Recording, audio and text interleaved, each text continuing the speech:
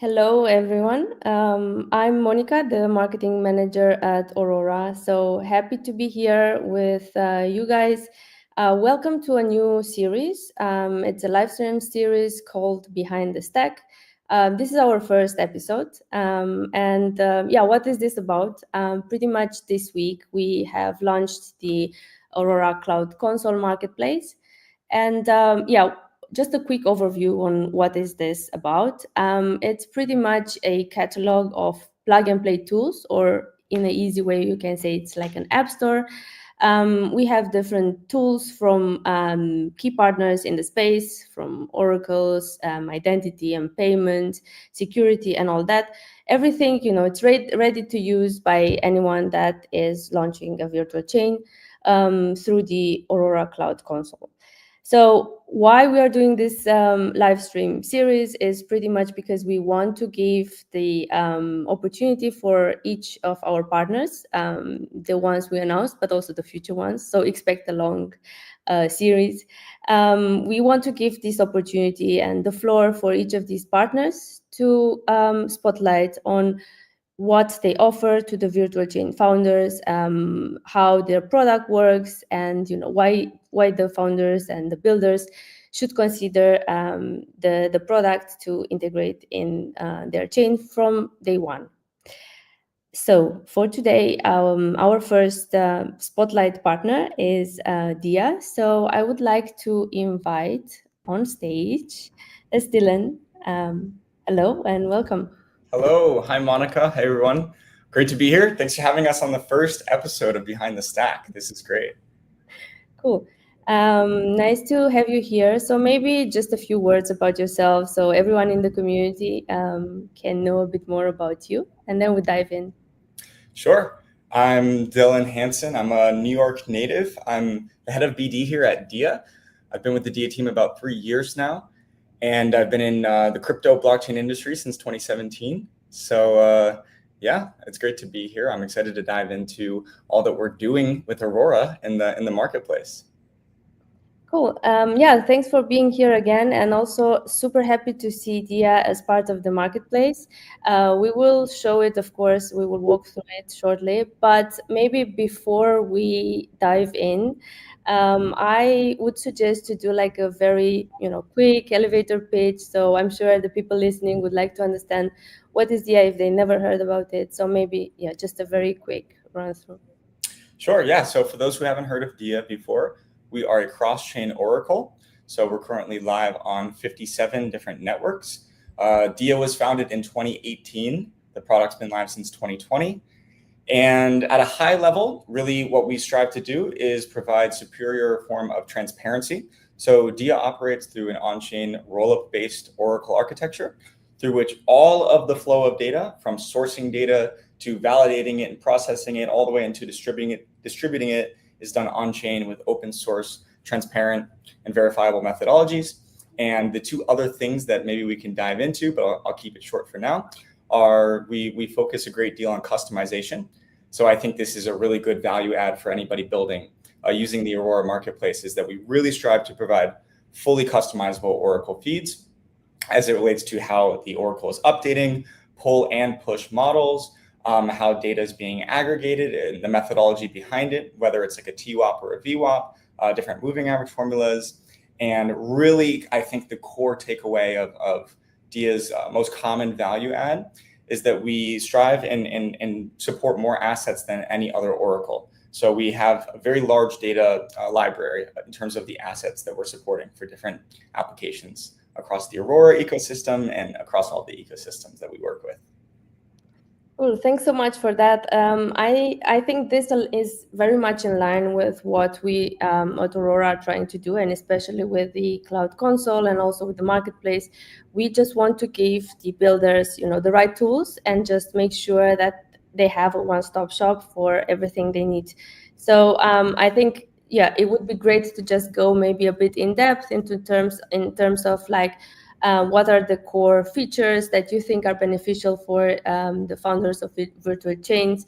And especially, as you said, regarding the customization, because we also take really a lot into consideration when we talk about, building the virtual chains and having the right tools for them to be, to have custom virtual chains.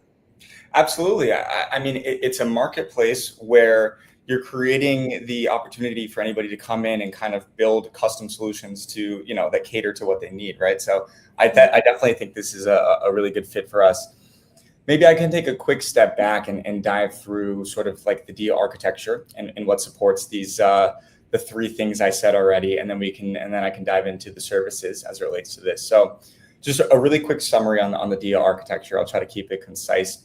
Is that the primary distinction that we have between us and seemingly most, if not all, other oracles really relates to the way that we source data. So if you look at the traditional Oracle architecture that's used by most oracles, really what they do and the data sources that they leverage are off-chain third-party data providers. So basically off-chain centralized entities that pre-aggregate data. They'll submit it to the, let's say, often like the nodes of a given oracle, and they'll submit it on chain. Nodes will essentially reach consensus amongst all these different data feeds that they're taking and collecting in, process, cleanse it, and push it on chain.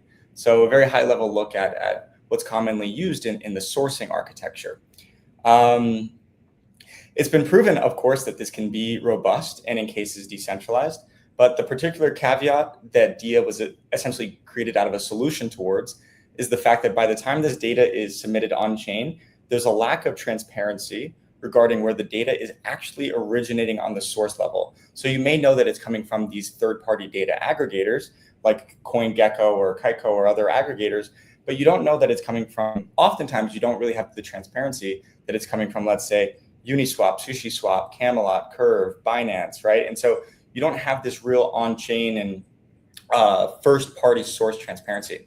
And so what DIA does, and kind of how we differentiate here, is that we scrape data directly from these first-party exchanges themselves. We go directly to the DEXs and the centralized exchanges and deploy scrapers that are essentially contracts that take in every single trade for theoretically every single asset that's trading across these exchanges. And so in aggregate, we're scraping data directly from over 100 different DEXs and SEXs, taking in billions of ticks of trade data. And that's what really allows us to provide these distinctions, right? Where I talk about customization, the data that we're taking in is very granular trade data. It's not pre-aggregated, but it's directly from the source. So it allows us to deploy more customizable price methodologies, whether you're aggregating through a VWAP or a TWAP, right? Or often, where teams most often leverage us is, let's say the Aurora Marketplace, you want to build a perp DEX. You're going to need a super high frequency pool-based oracle for that, right? And that's one of the custom options here. But let's say you're building a lending market. We actually particularly work well with lending markets. Oftentimes, lending markets, they use a long list of assets. They use long tail assets, and the goal is often like, let's see how many assets we can support, how many teams we can work with. And in many cases, these assets have lesser volume and less liquidity than more robust assets.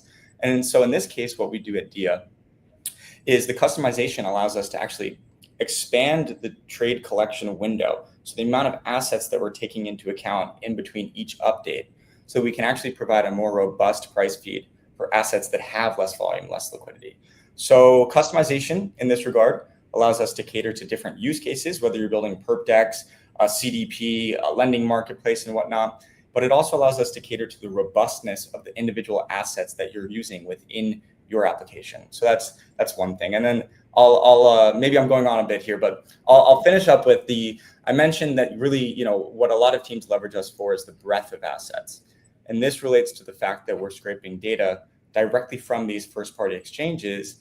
And more interestingly, in my opinion, the DEXs, right? The DEXs are where all of these exciting assets are trading.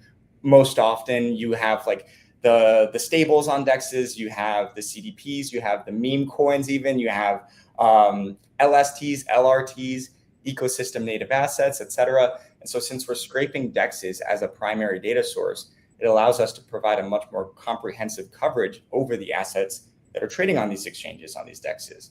So that's the high level to dive in. Monica, I'm sorry I took a bit to get into that, but anybody who's watching, hopefully that gives you a little bit more context as to how we may be able to work together.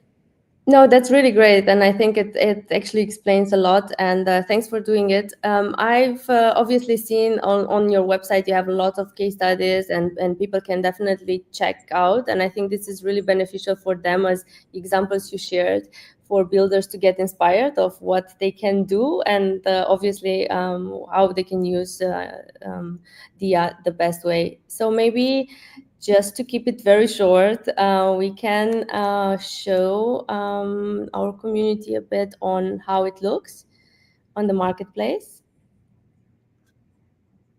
You want to present? Oh, I'm sorry. Yeah, that's my cue there. Let me present here. I'm gonna see if I can share exactly. Here we go. Perfect. So Monica, can you just confirm that it's sharing? Yes. Oh, perfect. Okay, excellent.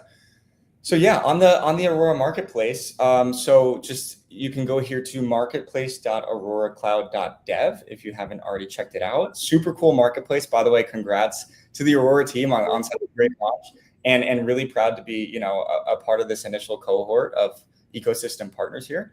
So the Dia Oracle, you can find us here. It gives you a little bit of context into, again, the price feeds that we're offering and how they're customizable.